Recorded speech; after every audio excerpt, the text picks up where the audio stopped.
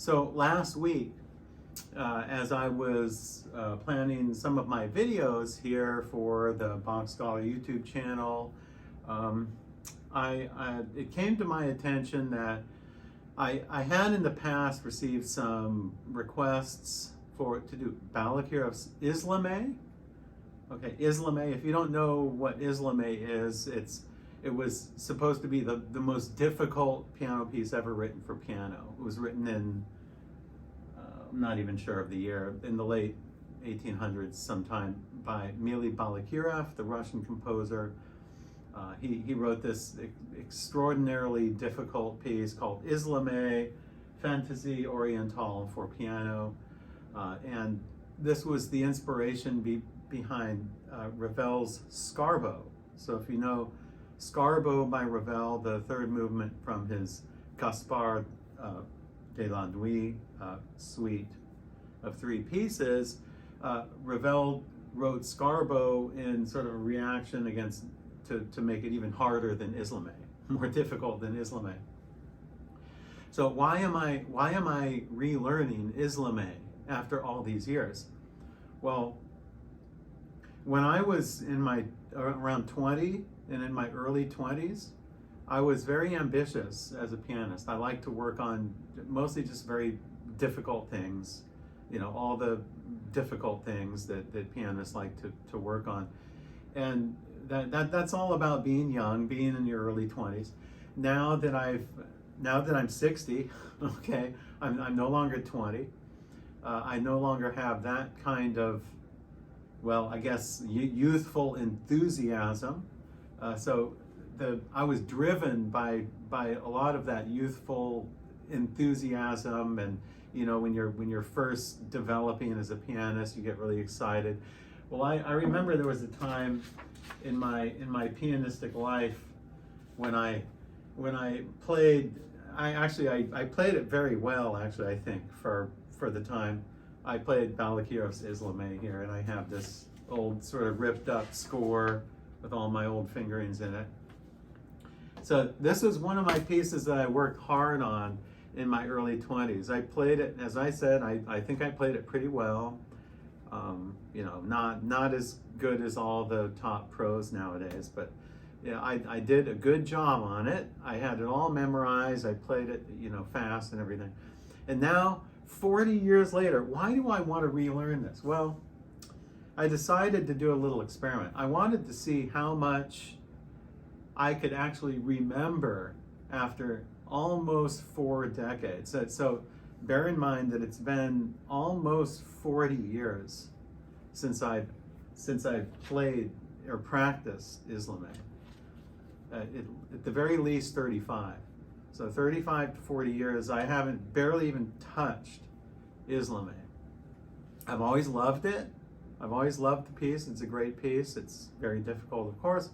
And now I want to do a little experiment because I wanted to record a super slow version of this because I've had some requests on recording this super slow, and I thought, well, I probably can't play it really fast anymore, so the best I can do is do a super slow video of Islamey, but I have to learn it first. So I did a little experiment this week, and actually what I did was I picked up Islamey just yesterday, not having touched it in 35 to 40 years. It's a long period of time. And so I'm going to go through some of the tips on how to approach music that you've played in the past, and you've given it a long rest now for a decade, maybe even 2 or 3 decades, and you want to relearn it. So what are the things you should do? The first thing I would do is do not just dive right into it, start playing it up to speed. It's not going to happen. You need to look at it realistically. Look at the score. And so yesterday when I told myself, okay, I'm going to take one step at a time, and actually what I did yesterday is I spent pretty much just most of my practice time on just the coda section. these last the last 3 pages here, the Presto Furioso section here. So I want to go over some of this and explain how to relearn something. Okay, so Presto Furioso, here it goes. Find the chord first.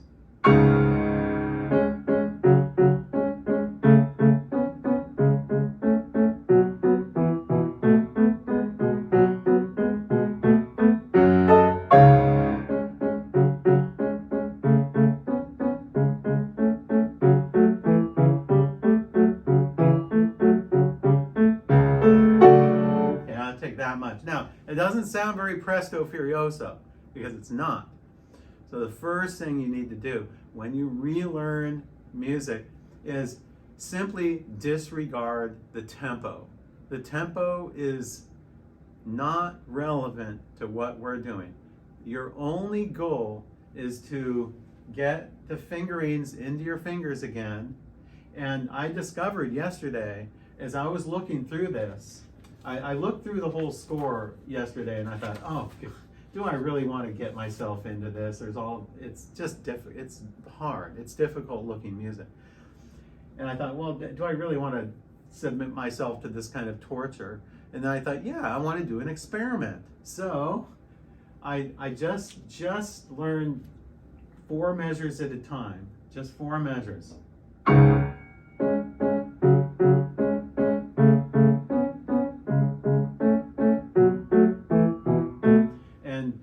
There's lots of flats and double flats here, so it's kind of difficult to read. But after maybe a half an hour or so on that, it was like I never had a break. It's like it was in my fingers. I mean, I wasn't playing at Presto Furioso, but it was all in my fingers. So I want to play for you the last 3 pages here. And I'm going to play it at a relatively slow speed, around probably in the 60s or so. I'm going to try to keep it very steady throughout. So a very slow speed. This is about half speed. It's probably only half speed or maybe even less than half speed. So let's see how this goes here. 1 day of practice and everything is in the fingers. So if you ever doubt yourself, just spend a little time with it and you'll find that it will come right back into your fingers. I barely even had to think about my fingering. I know that there was a passage here that I was looked at yesterday and I thought, oh, how am I ever going to learn that again? And then 5 minutes later, I had it in my fingers. So don't think that you forget everything. You'll surprise yourself with how much you can keep in your long-term memory here. So that's good news. So let's try this here.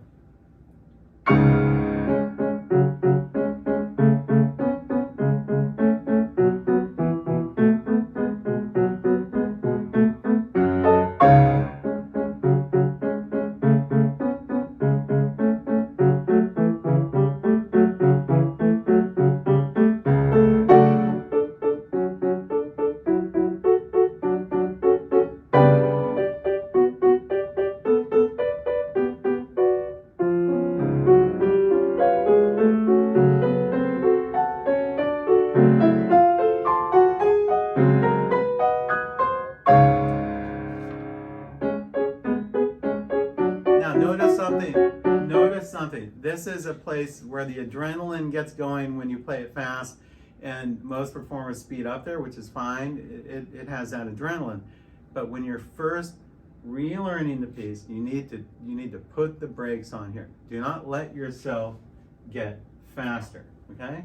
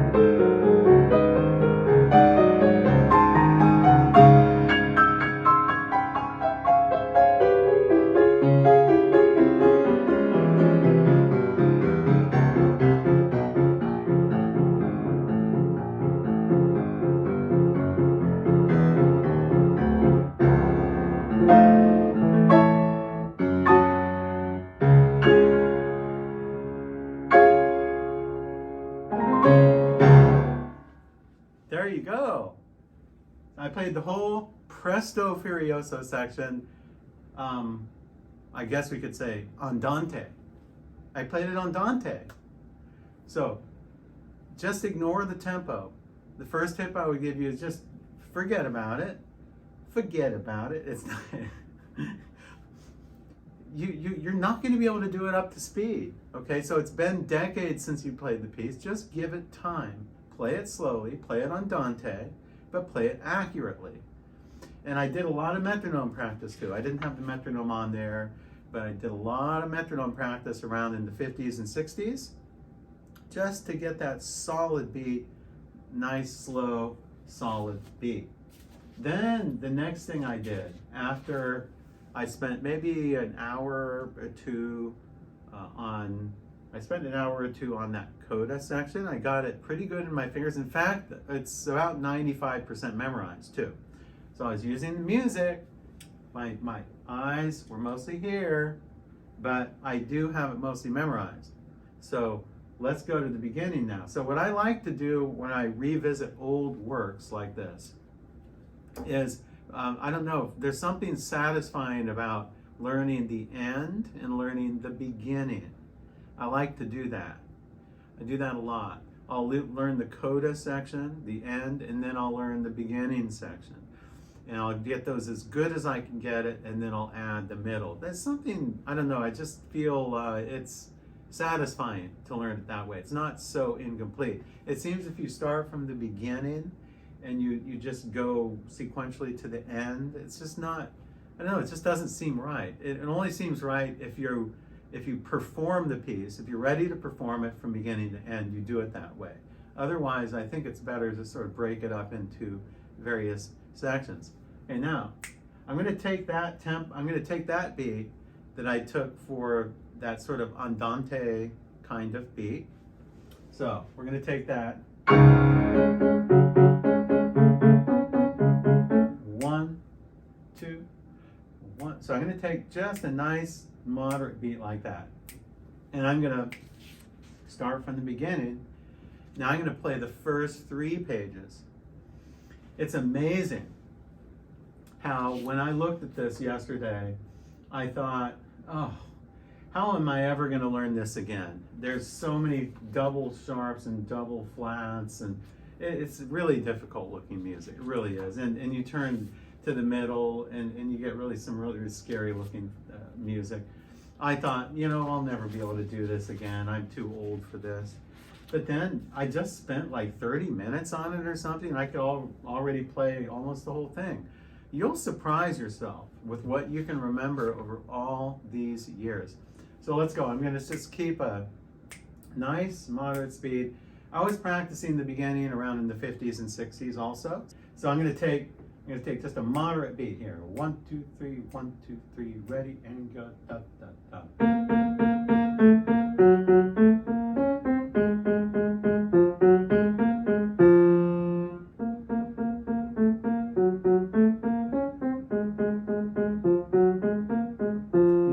Notice that I'm following the dynamics. So I'm doing a forte, then I'm doing a piano.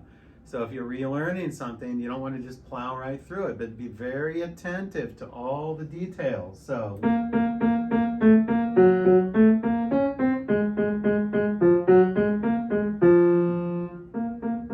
little softer.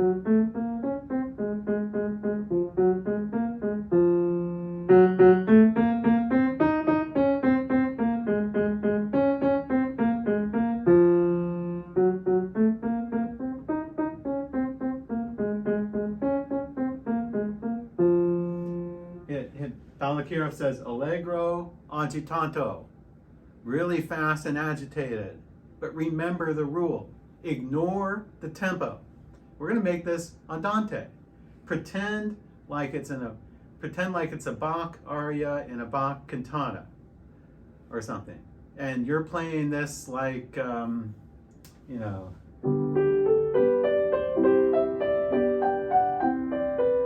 playing something like that. Perfect. 1, 2, 3. I'm going to take it now going on. 1, 2, 3.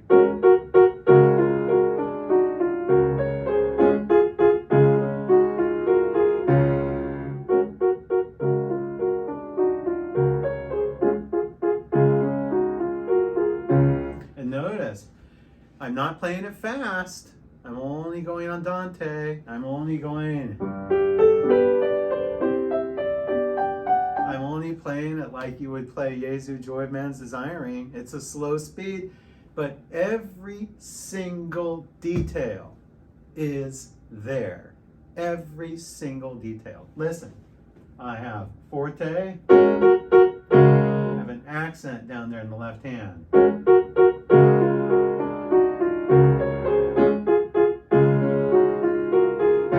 And I have pedal. Now,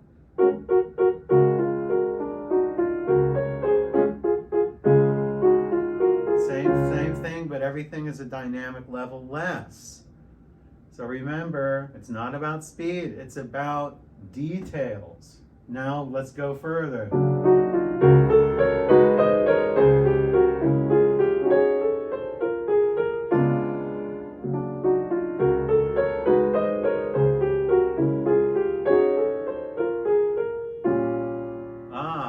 And stop on chords like that. Such a beautiful chord. It's a half diminished seventh chord, one of my favorite chords. Now notice, when I was going over this first theme here, everything was there. The crescendos were there, the fortes were there, the pianos were there, the accents were there, everything was there. Now, you might not get all these things the very first time you touch the piano, after you haven't played it for a few decades. But after about half an hour, it'll start getting back into your fingers and you'll begin to feel it again. So what I initially thought would take forever, I thought, oh man, this is going to take like a couple weeks or something. It actually just took 30 minutes or maybe an hour. And I already had it in my fingers at an andante speed. And everything was exactly correct. I didn't even have to think about fingerings, barely. The fingers just fell into place because I had them in muscle memory from like 35 years ago. Now, let's go on. After this half diminished seventh chord, Balakirev goes into, by the way, this is in the whole piece is in the key of D flat. So now he's modulating to F minor. Now he has these little, sounds Spanish to me. I don't know why he calls it Oriental, but this is sort of the quasi-Spanish, Latin kind of theme right here. So let's try this.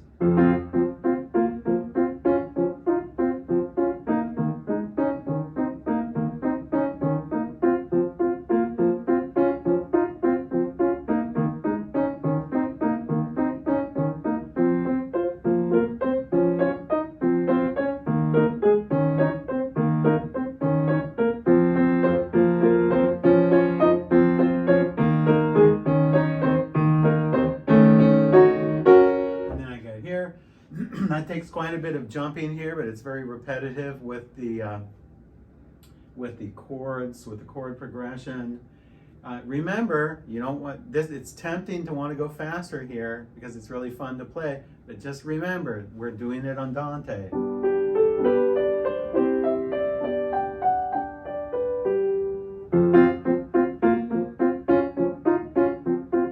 1, 2, 3, 1, 2, 3. Now let's go on. I'm going to take where I left off here. 1, 2, 3, ready, and play.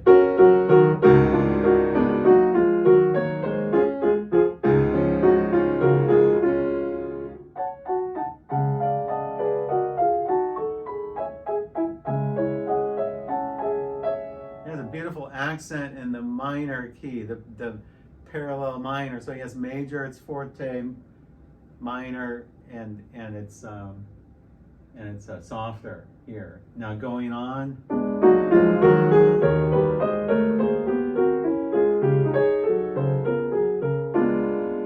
Notice those accents. I even do da da da bum accent. Now it's a little softer. Sorry, let me try that again.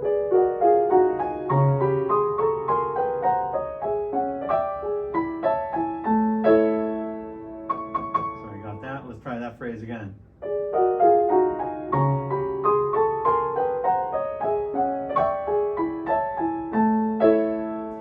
these measures are particularly problematic with the chords because it's a little bit different in the right hand than the first time. Also, it modulates to a new key. So it pays to really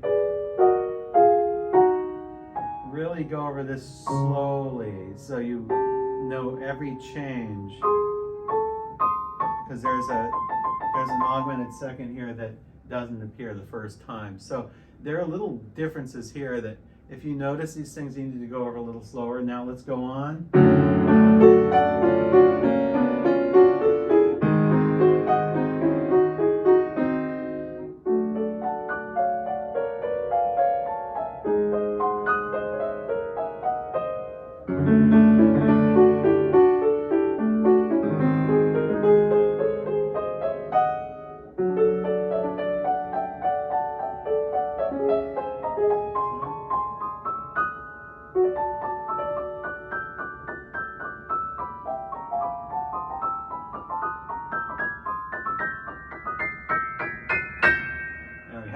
Little rest, and it goes into a nice sort of more lyrical section. Then it builds up, and then it goes into a sort of the first climax ending, and then it goes into a middle section, and then this comes back, and then all this virtuoso stuff. So you can see it's a very, very long and involved virtuoso style piece. But I'm only learning it on Dante, and it's only been one day. One day. I thought when I looked at this that to learn those 6 pages would like take 2 weeks or something. No, it just took a nice day of practice, a couple of hours, and I had it all under my fingers. Really an amazing thing.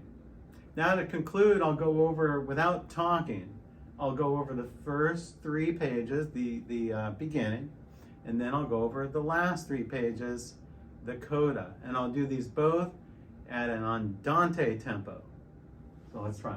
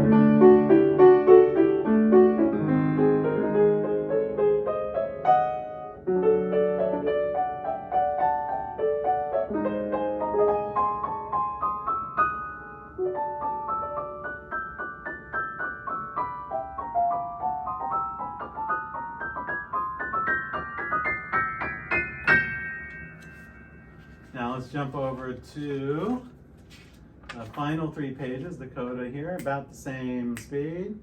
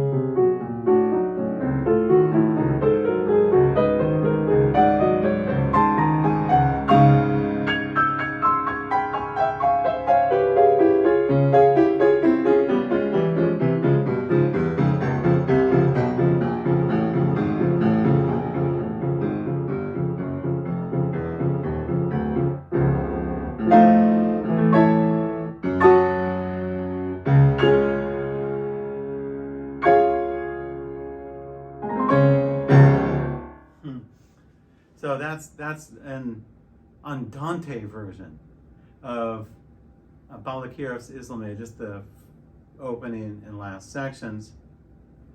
So I plan on sometime doing a super slow version of the complete Islamey, but first I have to get it under my fingers again, and then I can help you out with your learning of Islamey. So thank you for joining me in this video. I think I hope that it gave you some ideas and inspiration on how to approach old music and how to revive it and play it well and have fun with it. So thank you for joining me. Until the next video.